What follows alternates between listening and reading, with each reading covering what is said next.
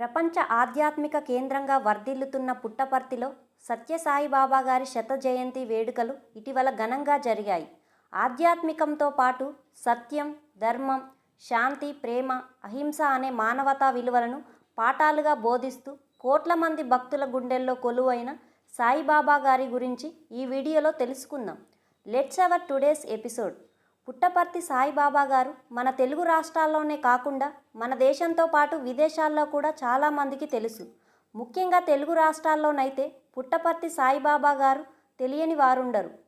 అది అక్షయనామ సంవత్సరం కార్తీక మాసం నవంబర్ 23, 1926లో ఆ ఇంట కార్తీక దీపంలా ఉదయించాడు సత్యనారాయణ రాజు. అంటే సాయిబాబా గారి అసలు పేరు సత్యనారాయణ రాజు. అమ్మ ఈశ్వరమ్మ, నాన్న పెదవెంకమరాజు ఈయన తల్లిదండ్రులు. అప్పటి ఉమ్మడి అనంతపురం జిల్లా గొల్లపల్లి అనే గ్రామానికి చెందినవారు. సాయిబాబా గారు జన్మించడం వలన తరువాతి కాలంలో అది పుట్టపర్తిగా పేరు మారింది. ఇప్పటి కొత్త జిల్లాల పరంగా చూస్తే శ్రీ సత్యసాయి జిల్లాకు చెందినవారు. వెంకమరాజు, ఈశ్వరమ్మ దంపతులకు మొత్తం 5గురు సంతానం కలరు. వారిలో 4వ సంతానంగా సత్యనారాయణ రాజు జన్మించారు. సత్యనారాయణ రాజుకి 2 అక్కలు మరియు 1 అన్న, 1 తమ్ముడు ఉన్నారు. సత్యనారాయణ రాజు నిరుపేద కుటుంబానికి చెందినవారు. సత్యనారాయణ రాజు జన్మించడం వెనుక ఒక చిన్న ఆసక్తికరమైన కథ ఉంది. అది ఏమిటంటే, సత్యనారాయణ రాజు తల్లిదండ్రులు సత్యనారాయణ వ్రతం చేయడంతో బాబు పుట్టడం వలన ఇతనికి సత్యనారాయణ రాజు అని పేరు పెట్టారు. బాబు పుట్టిన సమయంలో వాళ్ళ ఇంట్లో సంగీత వాయిద్యాలు వాటంతట అవే మ్రోగాయని ఇప్పటికీ అందరూ చెబుతుంటారు.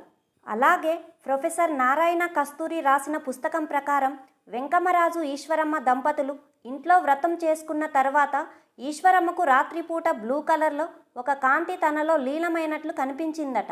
తరువాత తను గర్భవతి అయి బిడ్డ పుట్టిన తర్వాత బాబు ప్రక్కలో ఒక నాగుపాము కనిపించిందట. ఈ కారణంగానే సాయిబాబా గారిని నాగరాజు అని కూడా పిలుస్తారని ప్రొఫెసర్ నారాయణ తన పుస్తకంలో రాశారు. ఇలా కొన్ని కథలు సాయిబాబా గారి జననం గురించి వినిపిస్తూ ఉన్నాయి. 3 పిల్లల తర్వాత పుట్టిన ముద్దులోలికే బాబును మురిపెంగా చూసుకున్నారు. ఆ పసిబాలుడు అమ్మ ఒళ్ళో రామాయణ, మహాభారతాలు వింటూ పెరిగాడు. ఇక బాల్యం విషయానికొస్తే పుట్టపర్తిలో ప్రాథమిక విద్య తర్వాత బుక్కపట్నంలోని ప్రభుత్వ మాధ్యమిక పాఠశాలలో చేర్పించారు తల్లిదండ్రులు. రోజు 2.5 మైళ్ళ కాలినడక. అయితేనేం తనలో తానే మాట్లాడుకుంటూ తన్మయంగా పాడుకుంటూ హుషారుగా వెళ్ళి వచ్చేవారు. అంతలోనే అన్న శేషమరాజుకు టీచర్ ఉద్యోగం వచ్చింది. ఆయనతో పాటే వెళ్ళి ఉరవకొండ పాఠశాలలో చేరాడు. సాయిబాబా గారు కొత్త చోటే అయినా తన స్నేహ స్వభావంతో 1-2 వారాల్లోనే అందరికీ చేరువయ్యారు. ఆలయ ఆవరణాల్లో హరికీర్తనలు ఆలపించే భక్త బృందాలు సత్యని ఎంతగానో ఆకట్టుకునేవి. ఆ ప్రభావంతోటే బాల్యంలోనే పాండురంగ భజన మండలిని స్థాపించారు. తానే పాటలు రాసేవారు, స్వరాలు కూర్చేవారు, నలుగురికి కూడా నేర్పించేవారు. చిన్న వయసు నుంచే నాటకాలు, కవిత్వం, సంగీతం, నటన వంటి అనేక అంశాలలో ఇష్టం ఉండేది. సాయిబాబా గారు చిన్న చిన్న నాటికలు రాసి మిత్రులతో కలిసి ప్రదర్శించేవారు. వాటి ద్వారా మంచిని, మానవతను బోధించేవారు. చదువుల విలువను చాటి చెప్పేవారు. తన అన్నయ్య అయిన శేషమరాజు పనిచేస్తున్న ఉరవకొండ పాఠశాలలో చదువుతున్నప్పుడే తేలుకుట్టి ఒక్కసారిగా తన ప్రవర్తనలో మార్పు వచ్చిందని అందరూ చెబుతుంటారు. ఆ తరువాత ఎలా ప్రవర్తించేవారంటే సమాధి స్థితిలో ఉన్నట్లు ఉండేవారు. పురాతన శ్లోకాలు చెప్పేవారట. సరిగ్గా భోజనం కూడా చేసేవారు కాదట. సరిగ్గా 14 సంవత్సరాల తరువాత అనగా 1940లో తాను షిరిడీ సాయిబాబాకు చెందిన ఫకీరు అవతారమని తనకు తానే ప్రకటించుకున్నారట.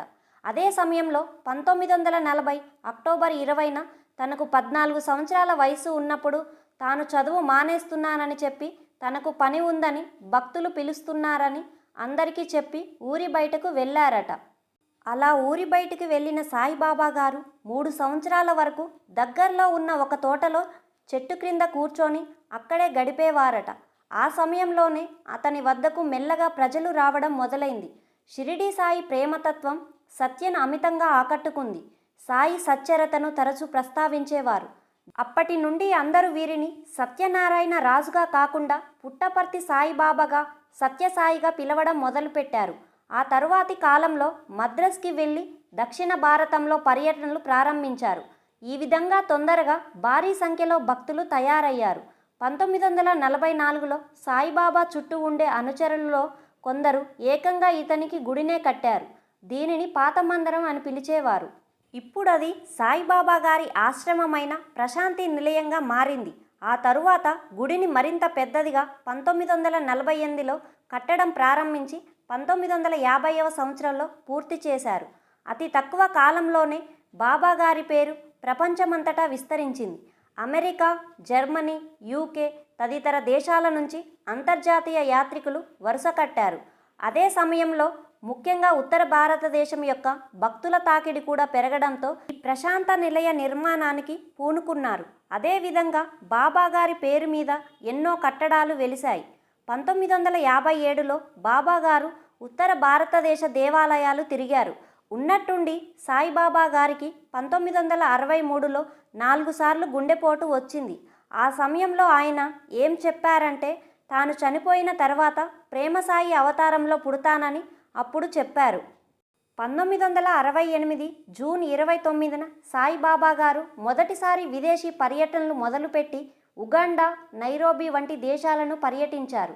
అక్కడికి వెళ్ళిన బాబా గారు తాను ఏ మతానికి మద్దతుగా రాలేదని చెప్పి అందరికీ ప్రేమని పంచడానికి మాత్రమే వచ్చానని చెప్పుకొనేవారు. తన వైపుకు అందరినీ తిప్పుకొనే మనస్తత్వం కాదని, ప్రేమను పంచి నమ్మకాన్ని ఇవ్వాలనే ఉద్దేశంతో అక్కడికి వచ్చినట్లుగా బాబా గారు ఆ దేశ ప్రజలతో చెప్పారు. తరువాత తన సొంత గ్రామమైన పుట్టపర్తికి వచ్చి స్థిరపడి తన గ్రామం మీద ఉన్న ఇష్టంతో చనిపోయే వరకు అక్కడే ఉండాలని అనుకున్నారు. ఒకప్పుడు చిన్న గ్రామంగా ఉన్న పుట్టపర్తి గ్రామం అన్ని రకాలుగా బాగా అభివృద్ధి చెందింది. ఇక్కడ ఒక విశ్వవిద్యాలయం, చైతన్య జ్యోతి అనే పెద్ద మత ప్రదర్శనశాల కూడా ఏర్పాటు చేశారు. దీని డిజైన్ ఎంత అద్భుతంగా ఉంటుంది అంటే ఎన్నో అవార్డులు సైతం వచ్చాయి. ఒక ఆధ్యాత్మిక మ్యూజియం, ఒక railway station, airport, indoor stadium లాంటి ఎన్నో సదుపాయాలు ఇక్కడ ఏర్పడ్డాయి. పుట్టపర్తి ఆశ్రమానికి దేశ విదేశాలకు చెందిన విఐపీలు వచ్చి దర్శించుకునేవారు. సత్యసాయి బాబా గారి 80వ పుట్టినరోజున ప్రపంచ నలుమూలల నుంచి 10 లక్షల సందర్శకులు వచ్చారు. ఇందులో భారతదేశం నుంచి 180, ఇతర దేశాల నుంచి 13,000 మంది ప్రతినిధులు వచ్చారు. సత్యసాయి గారు ఎక్కువ సమయం ప్రశాంత నిలయం మందిరంలోనే గడిపేవారు. ఎండాకాలంలో కొన్ని రోజులు మాత్రం బెంగళూరులోని బృందావని ఆశ్రమంలో గడిపేవారు. అప్పుడప్పుడు కొడైకెనాల్లోని సాయి స్మృతి ఆశ్రమానికి కూడా వెళ్ళేవారు. సాయిబాబా గారికి భక్తులు ముఖ్యంగా 3 ముఖ్య మందిరాలను కట్టించారు. మొదటిది ముంబైలోని ధర్మక్షేత్రం, దీనిని సత్యం అనే పేరుతో కూడా పిలుస్తారు. రెండవది హైదరాబాదులోని శివం, మూడవది చెన్నైలోని సుందరం మందిరం. ప్రశాంతి నిలయం 450 ఎకరాల సువిశాల ఆధ్యాత్మిక సాంస్కృతిక సేవా నగరం. నవరాత్రి నుంచి శివరాత్రి వరకు పుట్టపర్తిలో జరిగే అన్ని వేడుకలకు ఇది చిరునామాగా ఉండేది. ప్రశాంతి నిలయంలోని బాబా కోర్కెల గది సందేహాలతో, సమస్యలతో, స్వార్థాలతో మురికి పట్టిన మనిషి మదిని శుద్ధి చేసే స్నానవాటిక. ప్రశాంతి నిలయం సర్వమతాలకు స్వాగత ద్వారమై ఉండేది. ఇక సత్యసాయి బాబా గారి ఉదయం దినచర్య ఎలా ఉండేది అంటే, ఉదయం 3 గంటలకే నిద్ర లేచేవారు. లేవగానే గ్లాసు మంచినీరు త్రాగేవారు. ఉదయం ఓంకారాన్ని జపించేవారు. తరువాత సుప్రభాతం మొదలవుతుంది. తర్వాత వేద పారాయణ, సంకీర్తన, భజనలు జరిగేవి. ఆ తరువాత తనను చూడడానికి వచ్చిన వారికి దర్శనం ఇచ్చేవారు. ముఖ్యంగా అక్టోబర్, నవంబర్ నెలలో బాబా గారిని దర్శనం కోసం చాలామంది భక్తులు వచ్చేవారు. ఎందుకంటే తాను నవంబర్ నెలలో జన్మించడం వలన. దర్శన సమయంలో బాబా గారు సందర్శకుల, భక్తుల మధ్యలో నడుస్తూ వారి పెట్టే నమస్కారాలు, వినతి పత్రాలను స్వీకరించేవారు. విభూతిని తన చేతిలో సృష్టించి పంచేవారు. చేతితో విభూతిని ఎలా తీస్తున్నారన్నది ఎవరికీ అర్థమయ్యేది కాదు. ఎప్పటికీ మిస్టరీగానే మిగిలిపోయింది.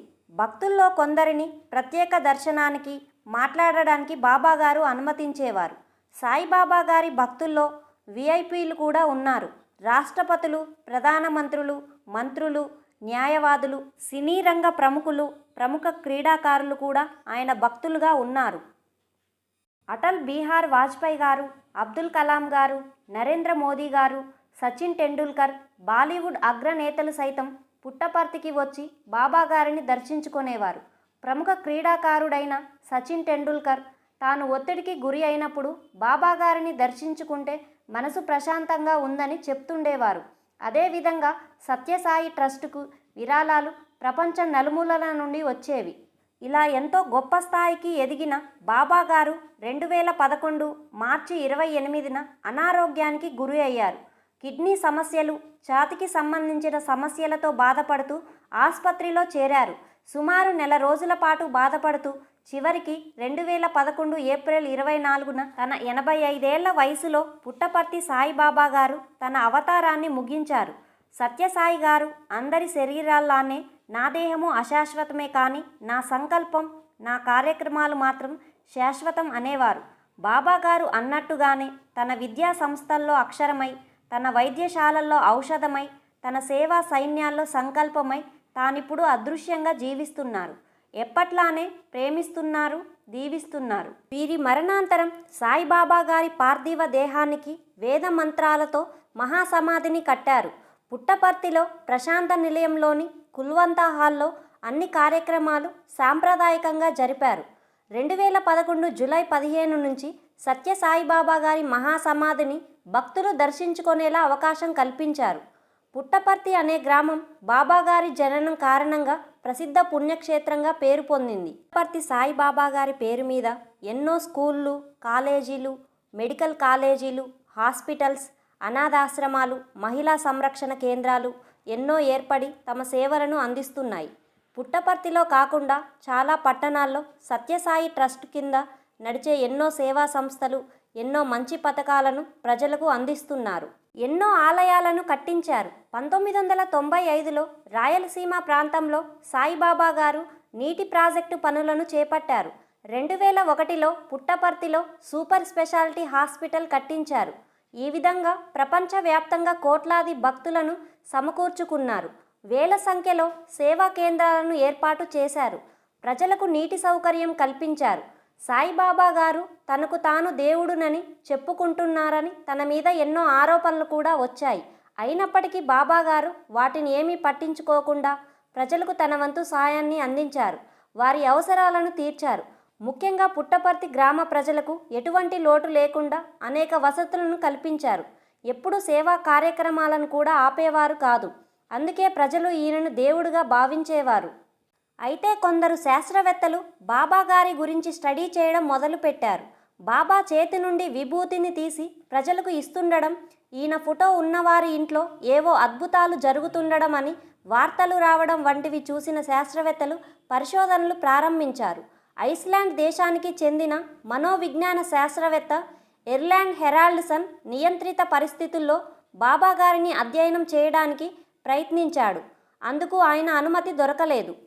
అయినా ఆ శాస్త్రవేత్త బాబాగారి మహిమలను తెలుసుకోవాలని ఎన్నో అధ్యయనాలు చేశాడు. అయినా ఏమీ కనుక్కోలేకపోయారు.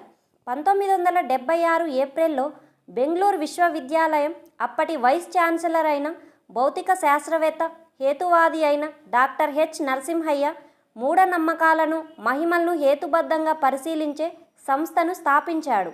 సాయిబాబా గారు తన మహిమల్ని భక్తులకు కాదు ప్రయోగపూర్వకంగా చూపించాలని ఎన్నోసార్లు అడిగినప్పటికీ దానికి బాబాగారు ఒప్పుకోలేదు. ఈ విషయాలన్నీ కూడా అప్పుడు వార్తల్లో వచ్చి కొంత వివాదానికి కూడా దారితీశాయి. తరువాతి చాలామంది శాస్త్రవేత్తలు బాబాగారి గురించి తెలుసుకోవాలని ప్రయత్నించినప్పటికీ ఏమీ ఫలితం లేకపోయింది. 2000 డిసెంబర్లో అహీంద్ర జాలకుడు అయిన పీసీ సర్కార్ జూనియర్ బాబా చేసేవి అన్ని మోసాలు అని ఆరోపించాడు. బంగారు వస్తువులు సృష్టిస్తున్నట్లు చెప్పుకున్నందున బాబాగారిపై గోల్డ్ కంట్రోల్ చట్టాన్ని ఉల్లంఘిస్తున్నారని ఆరోపిస్తూ 1986లో కోర్టులో పిటిషన్ దాఖలైంది. తరువాత దీనిని కొట్టివేశారు. సత్యసాయి గారు చేసే మహిమలను తాను కూడా చేయగలనని సీక్రెట్ స్వామి ప్రకటించాడు. సత్యసాయి బాబా గారు 1971 వాలంటర్ కోవాని తిరిగి పుట్టించారని కథ కూడా ఉంది. దీనిపై నమ్మకం లేదని అప్పటి బ్రిటిష్ జర్నలిస్ట్ మెక్ బ్రౌన్ 1998లో స్పిరిచువల్ టూరిస్ట్ అనే రచనలో చెప్పారు. లండన్లో బాబా ఫోటో నుండి విభూది రావడం అదే పుస్తకంలో మెక్ బ్రౌన్ రాశారు. బాబా భవిష్యత్తు గురించి చెప్పిన విషయాలు జరిగిన విషయాలకు పొంతన లేదు అని అందులో రాశారు. ఏది ఏమైనప్పటికీ విమర్శలు, అనుమానాలను ఇవన్నీ పక్కన పెడితే ప్రజలకు ఆయన చేసిన సేవ, ఇప్పుడు ఆయన పేరుతో ట్రస్టులు చేస్తున్న సేవలు మాత్రం ఎంతోమందికి ఉపయోగపడుతున్నాయి. ప్రశాంతి నిలయం సర్వమతాలకు స్వాగత ద్వారమై నిలిచింది. అక్కడే సత్యసాయి గారు ముస్లింలతో కలిసి మొహరం కార్యక్రమాల్లో పాల్గొన్నారు. ఆ వేదికపైనే క్రైస్తవ అతిథులకు శిల్వలను కానుకగా ఇచ్చిన దాఖలాలు అనేకంగా ఉన్నాయి. బౌద్ధ భిక్షువులు, జైన సన్యాసులు బాబాగారి సమక్షంలో తమ సందేహాలను తీర్చుకున్నారు. 7-8 దశాబ్దాల క్రితమే శ్రీ విద్య అవసరాన్ని తెలియజేశారు. విద్యావంతురాలైన మహిళ పిల్లలకు అక్షరగంధం పూయగలదని చెప్పేవారాయన. శరీరంలో భగవంతుడు ఉంటారు. ఆరోగ్యాన్ని నిర్లక్ష్యం చేయడం అంటే ఆయన్ని అవమానించడమే అని చెప్పేవారాయన. తన తల్లి ఈశ్వరమ్మ ఊళ్ళో ఒక ఆస్పత్రి కట్టి ప్రజల కష్టాలు తీర్చమని చెప్పడంతో 1956లో పుట్టపర్తిలో 5 గదులతో ఒక జనరల్ హాస్పిటల్ని నిర్మించారు. ఆ ఆస్పత్రి ఊరి వాళ్ళ కష్టాలనే కాదు, ఆ చుట్టుపక్కల గ్రామస్తుల కన్నీళ్లను కూడా తుడిచింది. కార్పొరేట్ స్థాయి వైద్యం ఉచితంగా అందించాలనే ఉద్దేశంతో 1991లో పుట్టపర్తిలోని Prashanth గ్రామ్లో Sathya Sai institute of higher medical sciences పేరుతో 110 ఎకరాల్లో 300 కోట్ల రూపాయలతో సూపర్ స్పెషాలిటీ ఆసుపత్రిని నిర్మించారు. ఈ ఆసుపత్రికి ఎన్నో ప్రత్యేకతలు ఉన్నాయి. దేశవ్యాప్తంగా ఎవరైనా ఇక్కడికి వచ్చి ఉచిత వైద్యాన్ని అందుకోవాలనే ఉద్దేశంతో మలయాళం, హిందీ, మరాఠీ, ఇంగ్లీష్లో మాట్లాడేందుకు, రోగుల మాటలను తర్జుమా చేసేందుకు గాను ఇక్కడ ప్రత్యేక సిబ్బందిని కూడా నియమించారు. ప్రతి మనిషి ఆత్మస్వరూపుడే. కుబేరుడైన కుచేలుడైన పరమాత్మ ముందు అందరూ సమానమే అని ఆయన చెప్పేవారు. ఈ వీడియో ఇన్ఫర్మేటివ్గా అనిపిస్తే please like, share and subscribe. Thank you for watching.